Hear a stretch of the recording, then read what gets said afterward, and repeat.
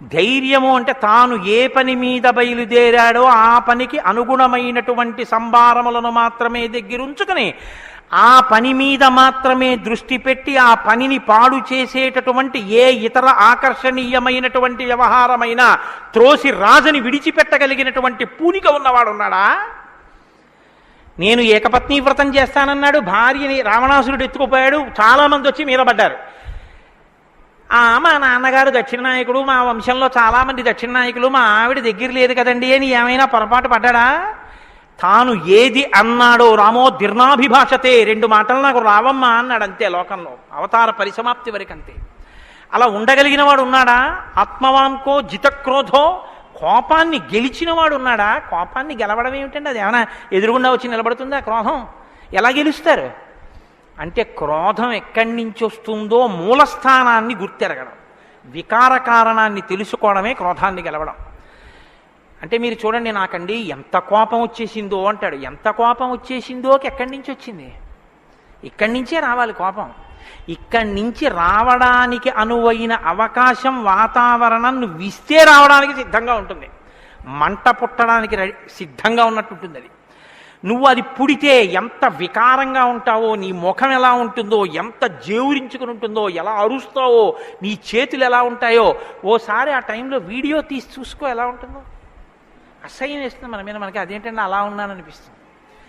ఇన్ని వికారములు ఇది వస్తే వస్తున్నాయని తెలుసుకుని అది రాకుండా తొక్కి పెట్టగలిగిన వాడు ఉన్నాడా?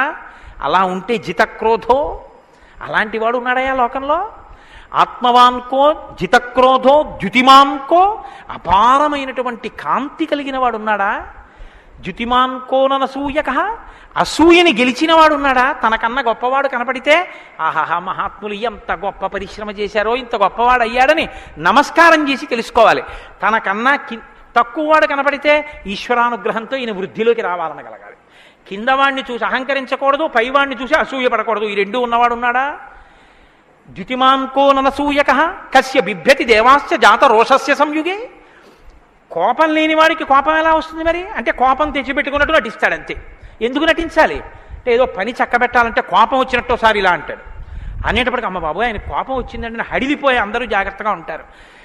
ఎవరికి కోపం వచ్చిందని అనిపిస్తే 33 కోట్ల మంది దేవతలు కూడా వణికిపోతారో అలా కోపాన్ని తెచ్చిపెట్టుకునేవాడే తప్ప అసలు కోపం రావడం అన్నది లేనివాడు లోకంలో ఉన్నాడా? అలాంటి వాడు ఎవడైనా ఉంటే ఎప్పుడో ఉన్నాడని చెప్పద్దు, ఇప్పుడు ఉన్నాడా? నేను చూడ్డానికి వీలుగా ఉన్నాడా? ఈ కాలంలో ఉన్నాడా? ఉంటే అటువంటి వాడి గురించి నాకు చెప్పు, నాకు వినాలనుందన్నాడు. ఇప్పుడు వస్తోంది రామాయణం. ఇప్పుడు చెప్పాలి. నారదుడు ఎవరో తెలుసా? ఆయన రాముడే. ఆయన ఇల్లాలే నీ దగ్గరుంది, ఆయన బిడ్డలే నీ దగ్గర ఉన్నారు. వాల్మీకి మహర్షి ఆయనే అయోధ్యాధిపతి, ఆయనే రామచంద్ర ప్రభువు అని చెప్తే వాల్మీకి పొంగిపోవాలి కదండి. రామాయణ ఆవిర్భావం జరుగుతోందన్నమాట. ఇవాళ రామాయణం పుడుతోంది. ఆ సన్నివేశంలో ఉన్నాం మనం. ఇప్పుడు ఈ మాటలు అడిగితే వాల్మీకి మహర్షి చాలా చమత్కారమైనటువంటి జవాబు ఒకటి చెప్పారు. ఆయన అన్నారు, బహవో దుర్లభాశ్చైవ ఏత్వయా కీర్తితా గుణాః మునే వక్షామ్యహం బుద్ధ్వా తైర్యుక్త శ్రూయతాన్నరః. చాలా క్లిష్టమైనటువంటి ప్రశ్న ఒకటి అడిగావు. సాధారణంగా లోకంలో మానవుల్లో నువ్వు అడిగినటువంటి 16 గుణములు ఒక వ్యక్తి యందు ప్రకాశించేటటువంటి వాడు ఉండడు. కాబట్టి ఇప్పుడు ఎవరై ఉండాలి? నరోత్తముడై ఉండాలి, సాక్షాత్ శ్రీ మహావిష్ణువై ఉండాలి. అటువంటి వాడే కాని నరుడిగానే ఉన్నాడు ఇప్పుడు. ఆయన విష్ణు అంటే ఆయనే అంగీకరించాడు. ఆయన నేను నరుణ్ణి అంటాడు, నేను దాశరథిని అంటాడు, నేను దశరథ మహారాజు కొడుకునయ్యా అంటాడు. నరుడిగా ఈ లోకంలో తిరుగుతున్నవాడు ఉన్నాడు. అటువంటి వాడి గురించి చెప్తాను, జాగ్రత్తగా వినన్నాడు. ఇది సంక్షేప రామాయణం. 100 శ్లోకాలతో ఇక్కడ ప్రతిరోజు సంక్షేప రామాయణం జరుగుతోంది అని అన్నారే. సంక్షేప రామాయణాన్ని పెద్దలు సంప్రదాయంలో ఏమని పిలుస్తారో తెలుసా అండి? మాలామంత్రము అని పిలుస్తారు. ఎందుకంటే శారదా తిలకము అని మంత్రాల గురించి చెప్పేటటువంటిది, బీజాక్షరాల గురించి చెప్పే విషయం ఒకటి ఉంది. అందులో 10 అక్షరాలు మంత్రంలో దాటిపోతే దాన్ని మాలామంత్రములని పిలుస్తారు. 100 శ్లోకములతో ఉన్న సంక్షేప రామాయణం మాలా మంత్రం. అందుకే సంక్షేప రామాయణాన్ని పారాయణ చేస్తే అది రక్షణ చేస్తుంది. మననాత్ త్రాయితే ఇది మంత్ర. దాన్ని మననం చేస్తే అది కాపాడుతుంది. సంక్షేప రామాయణం కూడా అలా కాపాడుతుంది. సద్గురువైనటువంటి నారద మహర్షి నోటిలోంచి పుట్టింది సంక్షేప రామాయణం. మహానుభావుడు నేను చెప్తున్నానయ్యా విను అని చెప్తున్నాడు. ఇక్ష్వాకు వంశ ప్రభవో రామో నామ జనైశ్రుత నియతాత్మా మహావీర్యో ద్యుతిమాన్ ధృతిమాన్ వసీ. ఇక్ష్వాకు వంశ ప్రభవో, ఇక్ష్వాకు వంశంలో పుట్టినవాడు ఉన్నాడయ్యా అన్నారు. మీరు ఈ మాట వినాలి. మొట్టమొదట ఎవరైనా రాముడు అని చెప్పలేదు. ఎవరని చెప్పాడు? ఇక్ష్వాకు వంశంలో పుట్టినవాడు ఉన్నాడు అన్నారు. ఒక వంశం తరించిపోతుంది. ఒక వంశం పేరు శాశ్వతత్వాన్ని పొందుతుంది. అది మొదట ఇక్ష్వాకు వంశం, తర్వాతది రఘువంశం. రఘువు పుట్టిన తర్వాత దాన్ని రఘువంశం అన్నారు. వంశం మారిపోలేదు, కానీ వంశం పేరు రఘువంశం అయిపోయింది. ఎలా అయిపోయింది అంటే రఘువు గొప్పతనం అటువంటిది. ఆయన పేరుతో వంశాన్ని పిలిచారు. ఆ వంశంలో పుట్టాడు రామచంద్రమూర్తి. అంత గొప్ప వంశంలో పుట్టాడయా. ఇప్పుడు వంశానికి గొప్పతనం ఎక్కడి నుంచి వచ్చింది? పుట్టి అలా ప్రవర్తించగలిగిన వాళ్ళ వల్ల వస్తోంది. ఇక్ష్వాకు వంశ ప్రభవో రామో నామ జనైశ్రుత. ఆయనని జనులందరూ రాముడు అని పిలుస్తూ ఉంటారు. రామో నామ జనైశ్రుత. ఎందుకని? రమయతీతి రామ. ఆయన అందరినీ ఆనందింపచేస్తాడు. రమంతే అస్మిన్ ఇతి రామ. ఆయన యందు యోగులు రమిస్తారు. యోగులు రమించడం అంటే బాహ్యంలో తిరిగేటటువంటి మనస్సుని బుద్ధిని నిగ్రహించి వెనక్కి తిప్పి ఆత్మలోకి దింపి తాను ఒకటిగా నిలబడిపోయి పొందేటటువంటి ఆనందమేదో అది సాకారమును పొందితే రాముడు. కాబట్టి యోగులు రమించేటటువంటి స్వరూపమేదో దానికి రామ అని పేరు. కాబట్టి రామో నామ జనైశ్రుత నియతాత్మా మహావీర్యో ద్యుతిమాన్ ధృతిమాన్ వసీ. నువ్వు చెప్పినటువంటి గుణములన్నీ ఉన్నవాడు. దానితో పాటుగా వసీ, ఇంద్రియములను నిగ్రహించినటువంటి వాడు.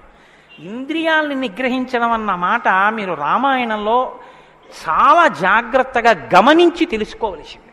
ఇంద్రియాల్ని నిగ్రహించడం అంటే ఏమిటో తెలుసా అండి? మనసు దేన్ని చూస్తే, దేన్ని వింటే కదిలిపోతుందో, ప్రశాంతంగా ఉన్నది అలజడిని పొందుతుందో దాన్ని చూడకుండా, దాన్ని వినకుండా బలవంతంగా నిగ్రహించడం ఎటువంటిదో తెలుసా అండి? ఒక త్రాచుపాము అలా వెళ్ళిపోతోంది. గభాల్ని ఇలా చూశాడు. అయ్య బాబోయ్, త్రాచుపామును పెద్ద గెంతు గెంతాడు. అది అకస్మాత్తుగా ఏమైందంటే ఆ గెంతడంలో త్రాచుపాము యొక్క పడగ మీద 2 కాళ్ళు వేసి తొక్కాడు. ఇప్పుడు త్రాచుపాము తల పైకి ఎత్తలేకపోతుంది. ఇప్పుడు తను త్రాచుపాము నా కాళ్ళ కింద ఉంది, నన్ను ఏం చేస్తుంది అని ఉండగలడని మీరు అనుకుంటున్నారా? అతను గడగడ వణికిపోతూ చెమట్లు పట్టేస్తున్నాయి. ఎందుకంటే నేను త్రాచుపాము మీద ఉన్నాను, అది తోక కదుపుతోంది, తోకతో కాళ్ళు చుడుతోంది. ఈ కంగారులో ఏం చేస్తాడంటే త్రాచుపాము మీద తాను నిలబడి ఉండగా ఇక త్రాచుపాము తను ఏం చెయ్యలేదన్న స్థితిలో ఉన్నా ఎప్పుడో ఒకప్పుడు త్రాచుపాము మీద కాలు తీసేస్తాడు.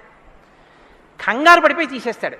ఎప్పుడో అప్పుడు కాలు తీయడం కోసమే పాము చూస్తుంటుంది, కాటు వేసేసి పుట్టలోకి వెళ్ళిపోతుంది, లేకపోతే ఎక్కడికో అక్కడికి వెళ్ళిపోతుంది. రావణుడు చేసే తపస్సు, రావణుని యొక్క ఇంద్రియ నిగ్రహం అటువంటివి. బలవంతంగా అణిచి పెడతాడు. అవకాశం రాగానే అది ఒక్కసారి జడలు విప్పి ప్రళయతాండవం చేసి రావణుణ్ణి పడగొడుతుంది. మండోదరి చెప్పింది ఈ మాట, నా సొంతం కాదు. రాముడు అలా కాదు, విచారణ చేసి ఉంటాడు. అర్థమనర్థం భావయ నిత్యం అంటారు శంకరాచార్యులు వారు. నారీస్తన భరనాభీదేశం దృష్ట్యా మాగా మోహావేశం ఏతత్ మాంసవసాది వికారం మనసి విచింత్య వారం వారం అంటారు. మనసు దేని చేత కదిలిపోతోందో దాని యథార్థ స్వరూపాన్ని బాగా విచారణ చేస్తాడు. విచారణ చేసి ఈ పాటి దానికా నా ఒంట్లో ఉన్నటువంటి శక్తి అంతటినీ ఖర్చు చేసేస్తున్నాను అని మనసుని మరల్చే ప్రయత్నం చేసి ఆ వస్తువు తన కళ్ళ ముందు కనపడినా ఇంకా ఆయన మనసు చెక్కు చెదరదు, ఆ స్థితిని పొందుతాడు. ఇది శంకరాచార్యులు వారు నేర్పుతారు లోకానికి. గురువు చెప్పే మాట అంటే అలా ఉంటుంది. ఆయన ఎంత చమత్కారంగా అన్నారో చూడండి. నారీస్తన భరనాభీదేశం దృష్ట్యామోగా మోహావేశం. ఎందుకంత వెర్రెక్కిపోతున్నావు? యవ్వనం ఒంట్లో ఉండి ఓపికన్న కాలంలో నీ శరీరం కన్నా స్త్రీ శరీరంలో 2 వికారాలు ఉన్నాయి. శరీరపు ఊర్ధ్వభాగంలో 2 చోట్ల మాంసపు ముద్దలు పైకి పొటమరించాయి. శరీర అధోభాగంలో మాంసము కొంత లోపలికి వెళ్ళి ఉంది. ఈ రెండు వికారాల కోసం నీ శరీరంలో ఉన్న సమస్త శక్తిని నశింపచేసుకున్నావు. ఇదా నీకు నరజన్మ ప్రయోజనం? మనసి విచింతియ వారం వారం, దీన్ని బాగా ఆలోచించు అన్నది. ఇది పట్టుకుందనుకోండి, కంటిని మనసుని కంటితో చూడడం వల్ల కదపగలిగిన మనసుకి ఇప్పుడు ఆ వస్తువు కనపడినా ఇక మనసు కదలదు. ఇది ఇంద్రియ నిగ్రహం అంటారు. ఇంద్రియాలని జయించడం అంటే అది. ఇది రాముడు. అందుకే ధృతిమాన్ వసీ, అపారమైన శక్తితో ఉంటాడు, సంకల్ప శక్తితో ఉంటాడు, ఇంద్రియములను జయించిన వాడై ఉంటాడు. బుద్ధిమాన్ నీతిమాన్ వాగ్మి శ్రీమాన్ శత్రునిబర్హణ విపులాంసో మహాబాహు కంబుగ్రీవో మహాహను. నిజంగా శ్రీరామాయణాన్ని ప్రతి శ్లోకం ప్రతి మాట వ్యాఖ్యానం చేస్తే 42 రోజులు ఏమిటండి? నేను రిటైర్ అయిపోయే వరకు చెప్పినా శ్రీరామాయణం అయ్యేదేం కాదు, కానీ ఏదో 42 రోజుల్లో పూర్తి చేశాను అనిపించుకోవడం అంతే.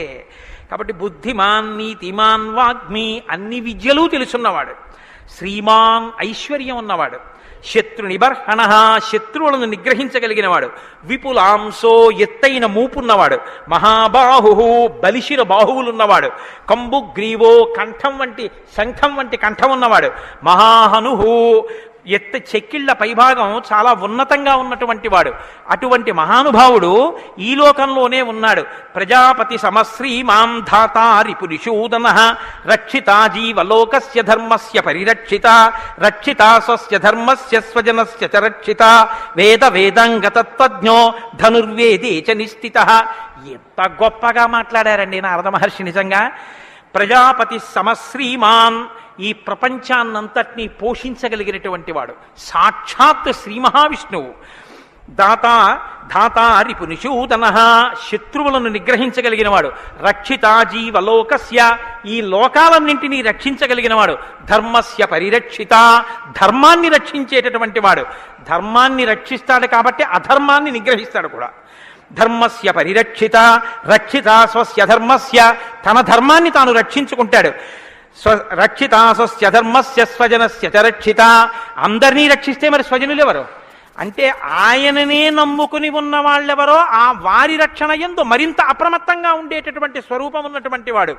అటువంటి వాడు సచ సర్వగుణోపేత కౌసల్యానందవర్ధన సముద్ర ఇవ గాంభీర్యే ధైర్యేణ హిమవానివా. ఇందులోంచేనండి వాల్మీకి మహర్షి చెప్పిన శ్లోకాల్లోంచే తర్వాత ఉపమానాలన్నీ వచ్చాయి. ఇప్పటికీ మనం చూడండి, ఆయన మేరునగ ధీరుడండి అంటాం. ఆయన్ని పోల్చి చెప్పేటప్పుడు హిమవత్ పర్వతము వంటి వాడు, సముద్రము వంటి గాంభీర్యం ఉన్నవాడు అని చెప్పారు నారద మహర్షి. సముద్రం చూడండి ఎంత గంభీరంగా ఉంటుందో. సముద్రం కడుపులో ముత్యాలు, రత్నాలు, వజ్రాలు ఇన్నుంటాయి. ఇన్ని ఉన్నా కప్పి ఉంచుతుంది. సముద్రంలో బడబాగ్ని ఉంటుంది, కానీ తాను మాత్రం చల్లగా ఉంటుంది. సముద్రం ఒడ్డుకొస్తుంది, వచ్చి మీ కాళ్ళు తాను కడుగుతుంది. చేతకానిది ఎదురొచ్చి మీ కాళ్ళు కడిగిందని మీరు ధూర్తతనంతో లోపలికెడితే మిమ్మల్ని తనలో కలుపుకుంటుంది.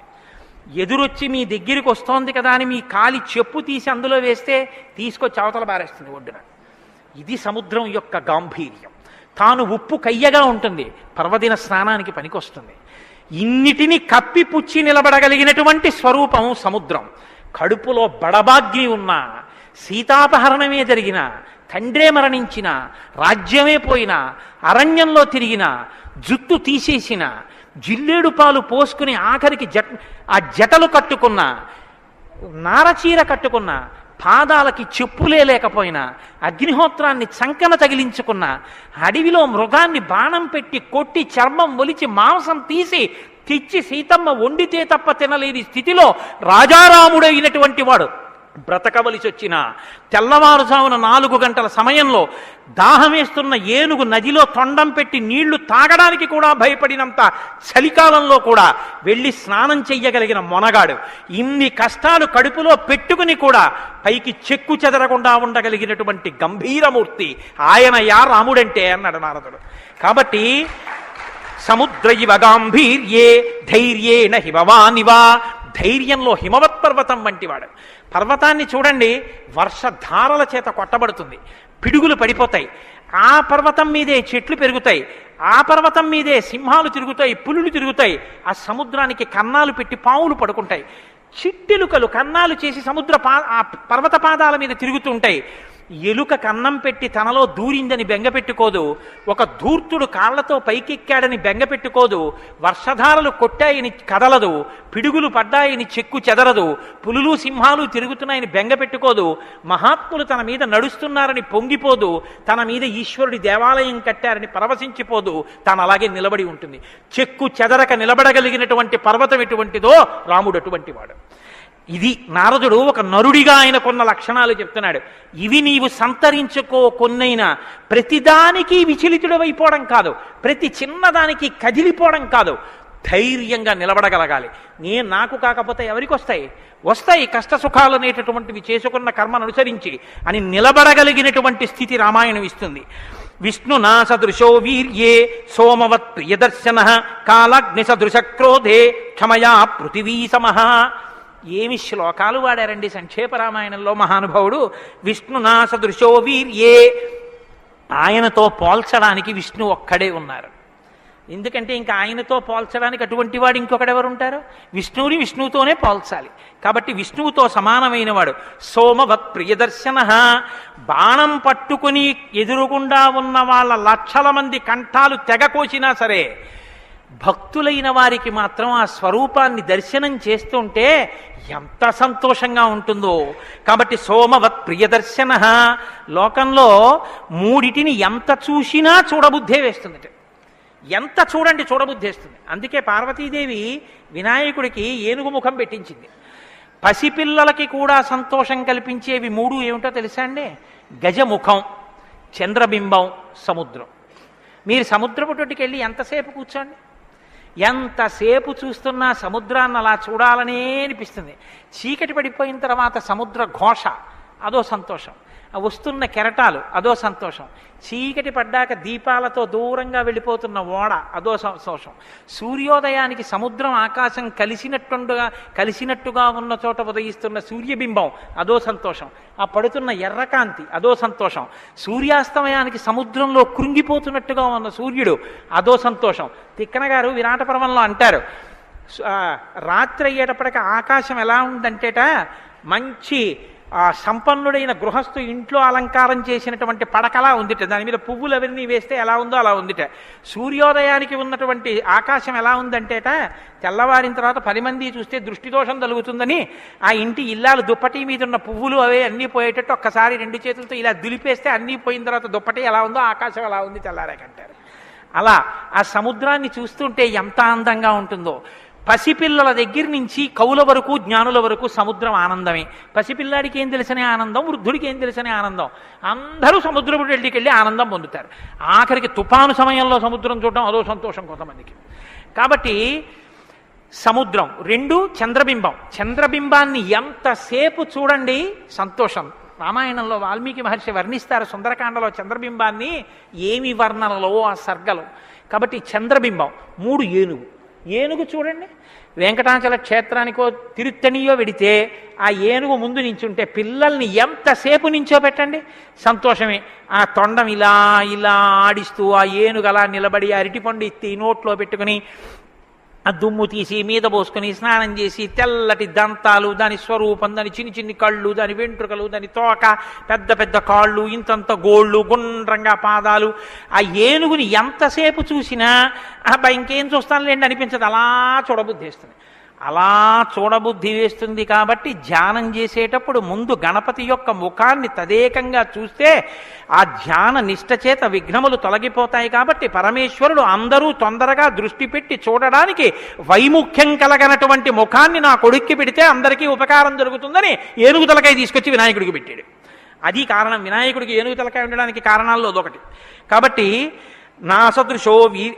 విష్ణునా సదృశో వీర్యే సోమవత్ ప్రియదర్శన కాలాగ్ని సదృశ క్రోధే.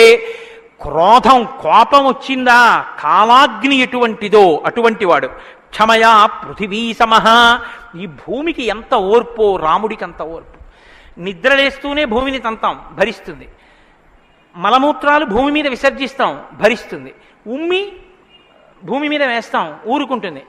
పోనీ ఏదో పొరపాటున వచ్చింది వేరు, కావాలని ఒక రకమైన తాంబూలం వేసుకుని బొమ్మడమే ప్రయోజనంగా నెత్తురు కక్కుకునేవాడు కక్కుకున్నట్టు భూమి మీద ఎర్రటి మరకలు పడేటట్టు అదే పనిగా ఉమ్మి వేసేటటువంటి వాడిని కూడా భరించినటువంటి భూమాత యొక్క ఓర్పుని ఎంత స్తోత్రం చేయాలి నిజంగా.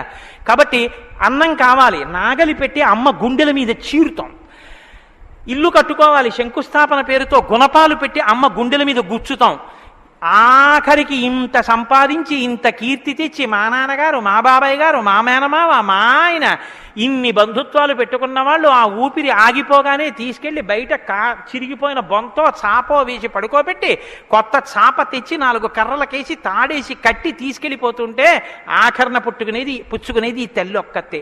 ఎవ్వరు ఇంట్లో ఒక్క రాత్రి కూడా ఉంచుకోరు. యావత్ పవనో నివసతి దేహే తావత్ పృచ్చతి కుశలంగేహే గతవతి వాయౌ దేహాపాయే భార్యా బిభ్యతి తస్మిన్ కాయే అంటారు శంకర భగవత్పాదులు. అటువంటి ఈ తల్లిది ఎంత ఓర్పో, ఎన్ని అపచారములు చేసినా కూడా కడుపులో పెట్టుకునేటటువంటి అమ్మ స్వరూపమైనటువంటి భూమికి ఎంత ఓర్పు ఉందో అంత ఓర్పు కలిగిన వాడయ్యా రామచంద్రమూర్తి. కాబట్టి ధనదేన సమస్యాగే సత్యే ధర్మ ఇవాపరః. కుబేరుడు ఎంతటి ధనవంతుడో అంతటి మహానుభావుడు, అటువంటి త్యాగం ఉన్నవాడు. సత్యే ధర్మ ఇవాపరః.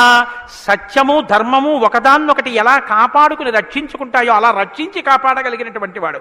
తమేవం గుణ సంపన్నం రామం సత్యపరాక్రమం.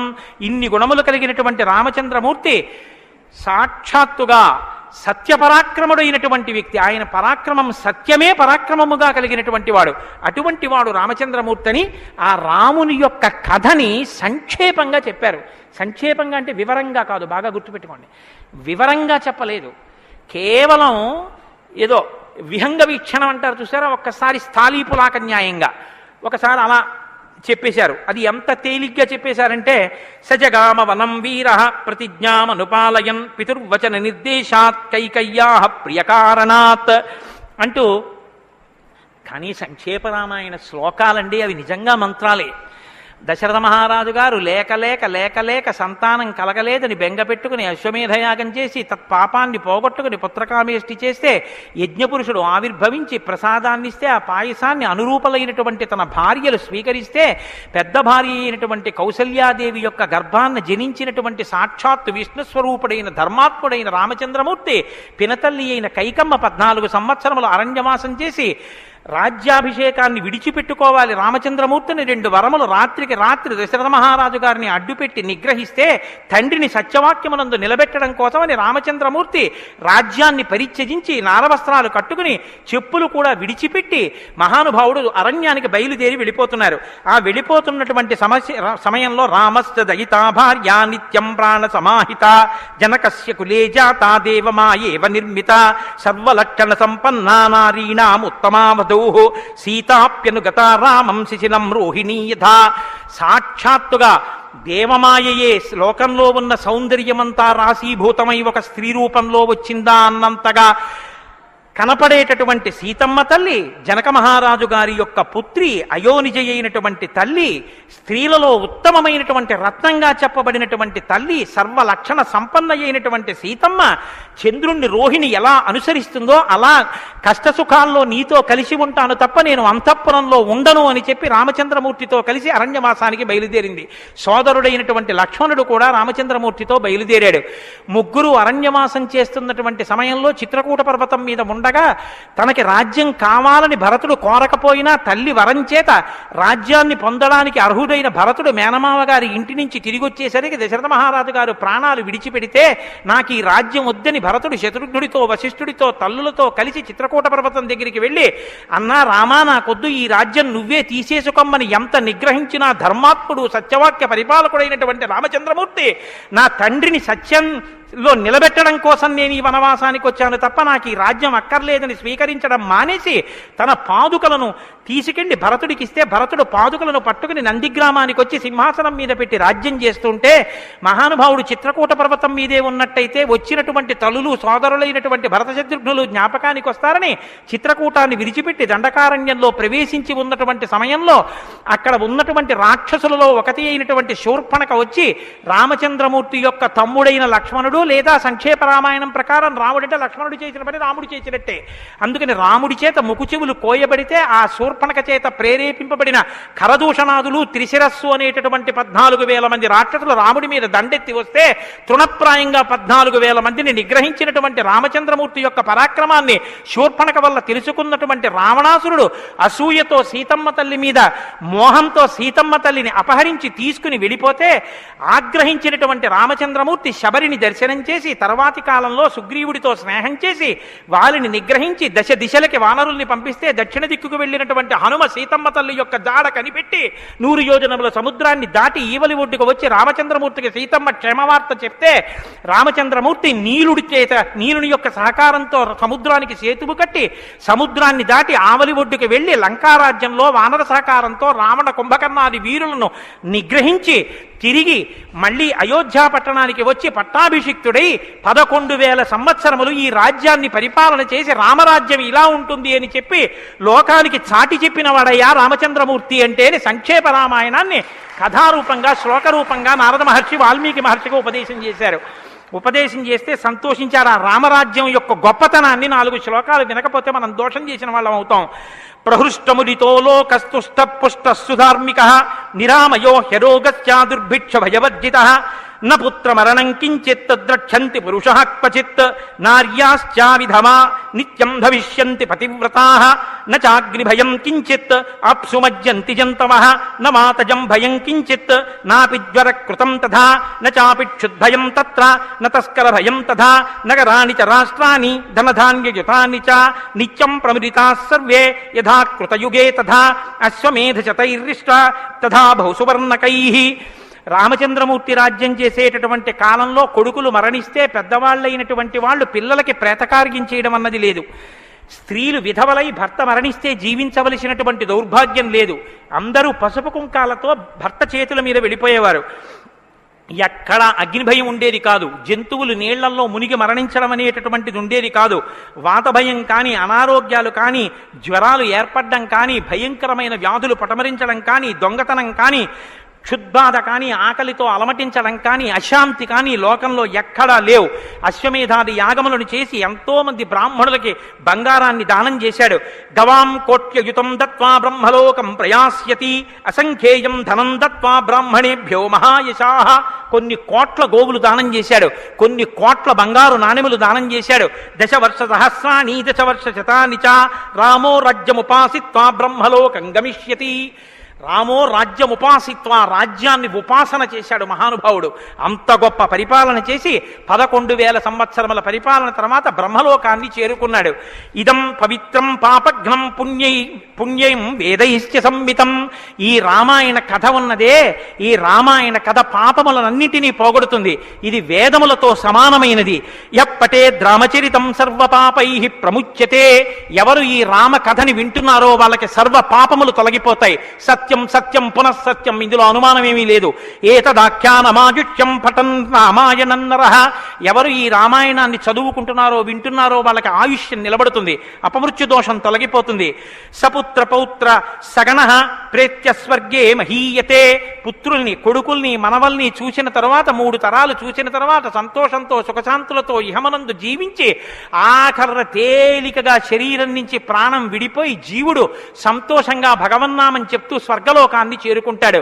ఇంతటి గొప్ప అనుభూతిని, ఐశ్వర్యాన్ని అనుగ్రహించగలిగినటువంటి శక్తి కలిగినటువంటిది రామాయణం. కాబట్టి ఎల్లరూ ఈ రామాయణాన్ని చదువుకోవాలి, వినాలి, ధరించాలి అని నారద మహర్షి వాల్మీకి మహర్షికి చెప్తే తదేక ధ్యానంతో ఆ మాలామంత్రంగా వినపడిన సంక్షేప రామాయణాన్ని విని పొంగిపోయిన హృదయంతో తన్మయత్వంతో ఉన్నటువంటి వాల్మీకి మహర్షి యొక్క స్థితి దగ్గర ఇవాల్టి ఉపన్యాసాన్ని పూర్తి చేస్తున్నారు.